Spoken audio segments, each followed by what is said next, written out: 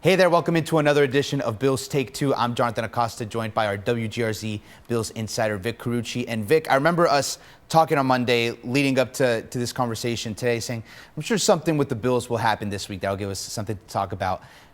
Quite frankly, a lot more to talk about this Friday than we expected. The Bills trading Stefon Diggs. I know you had a great Take Two conversation with Lindsay that people can catch on our website and on our YouTube. We're going to look more, though, at how the two teams move forward after this trade. Specifically, there's some trade details that came out about the deal on Thursday. The last 3 years are being voided by the Texans, and that makes Diggs a free agent in 2025. How do those two details impact, if at all, your analysis of this deal?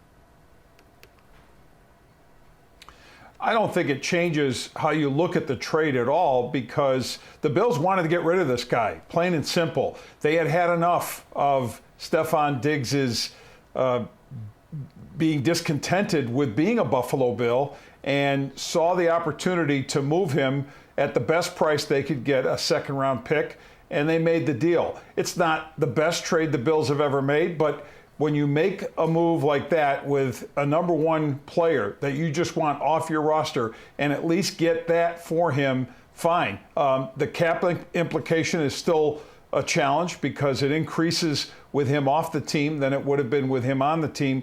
But from the standpoint of the Bills moving forward, they just feel that they can still contend for a Super Bowl without one of their best receivers that they've had in franchise history. For the Texans, the fact that they were willing to knock off the remaining years of Diggs' contract after the 2024 season was an opportunity to give him a pay raise. They clearly see him as an impactful player, as having a good couple of years, I think, left in his career, it's a long career so far, but getting at age 30, 31 years old, seeing a player that can help them continue their rise. They are really a team that has turned itself around from the abyss to a team that is, I think, in a serious conversation as a contender. Obviously, C.J. Stroud is the key to that. But by making Diggs a one-year contract player for them, they've given him much more incentive to play at a high level and perhaps remove some of the nonsense, a lot of the nonsense that the Bills just got tired of dealing with. And now as the Bills move forward, we already anticipated them heavily looking at wide receiver in the draft before they traded Stefon Diggs, just with losing Gabe Davis in free agency. Now after the Diggs trade, it only makes wide receiver that much more important in the draft. And so it's led to a lot of discussion of, do the Bills stay pat at 28? Do they maybe trade up if someone falls to them into the late teens, early 20s? Do they make a big trade to move up into the top 10 and get one of the top three receivers in Marvin Harrison Jr., Malik Neighbors, or Rome Odunze? What are your thoughts on how Brandon Beane should approach this first round of the draft, specifically with a look at wide receivers? I think given the depth of the receiver class and the fact that as many as a half dozen quarterbacks could come off the board, say within the first 10 or 15 picks, stay right pat at 28, and Buffalo will get a good receiver, I think a starting receiver, falling to them, because there's just going to be this push down, number one, and number two, the depth is there. So after, say, those top three players of Marvin Harrison Jr., of Malik Neighbors, of Rome Odunze, they can still find somebody legitimate and say Brian Thomas Jr. of LSU. Does he fall that far? It's possible. Do they have to move up a little bit to get maybe a quality guy? Yeah, it would be in the thinking, I think, but not to me. It doesn't make sense to me for them to give up a lot, mortgage more of the future to chase a receiver in the first round. You do that with a quarterback. You don't do that with a receiver. And the Bills have to learn from the franchise history. They chased a guy named Sammy Watkins, moving way up for him, thinking he would be the difference to make E.J. Manuel a better quarterback, a franchise quarterback. It never happened. And that's because Manuel wasn't that quarterback. Receivers aren't going to make quarterbacks better. It's the other way around. Yes, a receiver can help a quarterback perform better with his abilities and separation, speed, athleticism, all of that stuff. You want the best you can get at the position. But if you don't have the guy throwing the ball, if you don't have Josh Allen doing what he can do, it's really a waste. So I don't think in this case giving up so much when you've got needs at other positions. Keep as much draft capital as you have and work on perhaps drafting multiple receivers, but also addressing other areas. And kind of to that last note, Vic, because I'm right there with you. We talked with Solon Wilcot earlier this week. He was on Sports Talk Live, and he talked about the depth in this wide receiver class, and this was before the Diggs trade, but how he felt that the Bills could get a good wide receiver even with not taking one in the first round. If they want to maybe go the double dip route, like you mentioned, a blueprint could be the Green Bay Packers. They've taken 2 wide receivers in each of the last 2 drafts. In 2022, Christian Watson was a second-round pick. Romeo Doubs was a fourth-round pick. Then in 2023, Jaden Reed was a second-round pick, and Dontavian Wicks was a fifth-round pick. They did that to put some talent next to their good young quarterback in Jordan Love, and you saw how that Green Bay offense developed throughout the course of the season, and now they have one of the best young wide receiver groups in the NFL. Do you feel like maybe that double-dip option is better for the Bills with staying pat at 28 and then taking a mid-round wide receiver? I absolutely see a possibility where the Bills could move out of the first round and gain a third-round pick, which they don't presently have, and have picks, multiple picks on day 2, and use that as a means of getting 1, possibly 2 wide receivers or a receiver and a defensive back, and then deal with another receiver in the 4th round, say. Because again, this is a team that enters the draft with those, with multiple picks, also having the 2025 second-round pick in their back pocket if they needed to do something special with that. But honestly, I think maybe moving out of the first, but bundling more picks on day 2 and perhaps beyond, puts them in a position where they could follow the Green Bay model.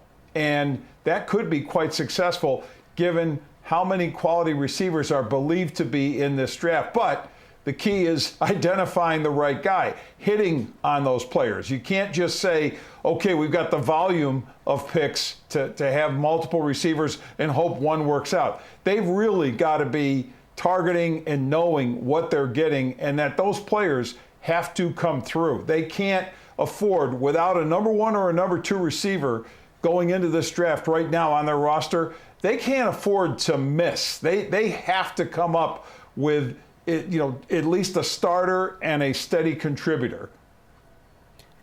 So the Bills, that's their draft strategy. Brandon Beane's going to have a lot of work ahead of him in terms of putting together that draft board, evaluating who has that first-round grade, who has that early second-round grade that might be worth drafting late in the first round. He mentioned at his press conference that, everyone assumes they're going to take a wide receiver, but if all the first-round guys are off the board and the next guy on the board has a second-round grade, that they will go best player available at pick 28. As for the Texans, they're the ones with Stefon Diggs now. They pair him with C.J. Stroud, good wide receiver core there, also with Nico Collins and Tank Dell. Have the Texans, in your opinion, put themselves in a position to be on the same level or above the Buffalo Bills in the AFC playoff picture? And just how overall does this move shake up the rankings of the conference contenders? Given the full body of what the Texans have done this offseason, other additions that they've made on both sides of the ball besides Stefon Diggs, you have to like them as a team that is going to seriously challenge for the AFC Championship. C.J. Stroud, now this assumes he in year 2 is at least close to, if not the same guy he was in a very historic rookie season last year, to see him continue to blossom. And of course, I think they're a well-coached team. I think there's great focus throughout this club as reviving itself from one of the laughing stocks of the NFL to a team now that is taken seriously. They're right in the thick of it. And you still have Kansas City, you still have Cincinnati. I think better things are going to come out of the Chargers with Jim Harbaugh as their coach. But the Houston Texans are going to be in this conversation, And the Bills, while I still see them, again, with Josh Allen healthy as their quarterback, still being a viable contender and a team that would remain the favorite, I think, to win the AFC East. But it's beyond that. You know, how do they get through? How do they navigate the playoffs? And the Texans, I think, will be there to pose a challenge. Then finally, one final note, Vic. The Bills did make an addition this week. La'el Collins, offensive tackle, his agent confirmed that he signed a one-year deal with the Buffalo Bills. Hasn't been confirmed by the team, but again, confirmed by La'el Collins' agent. Started 86 games, most of his time with the Cowboys. He was with the Bengals most recently as well. Vic, what are your thoughts on this one? Because it's an interesting signing considering the Bills already have pretty good depth at offensive tackle with Deion Dawkins and Spencer Brown in the starting positions. I put the Collins signing in the flyer category. I think you have a player, obviously, with some experience at tackle, especially right tackle, 86 starts in his career, but hasn't played a game since 2022. And he suffered the knee injury with the Bengals and basically sat out 2023, ended up, I think, on the Cowboys practice squad at the end of the year. So what are they getting in this player? Maybe somebody who can bring some experience to the room if he makes the team. But in terms of actual contribution, again, solid career when he was playing most of his time with the Dallas Cowboys. And when you look at the tackle situation for Buffalo, it got much better in 2023 with Deion Dawkins playing well enough to earn himself a contract extension. Spencer Brown really turning his career around and making a big step as a young tackle on the right side. But I think it's good to, again, try to get another experienced player in the mix. After saying goodbye to Mitch Morse at center, they lose experience there. Having another stabilizing force perhaps in the room could be a very good thing. Lots of good stuff, Vic. The NFL draft, the big thing on the calendar coming up for the NFL, the first round of the NFL draft, 3 weeks from yesterday. So it's certainly approaching on this team, and I know Bills fans are going to be glued to their TVs, glued to all the analysis as they wait to see who the Bills pick up in this year's NFL draft. Vic, thank you so much for your time. We'll talk again next week. All right.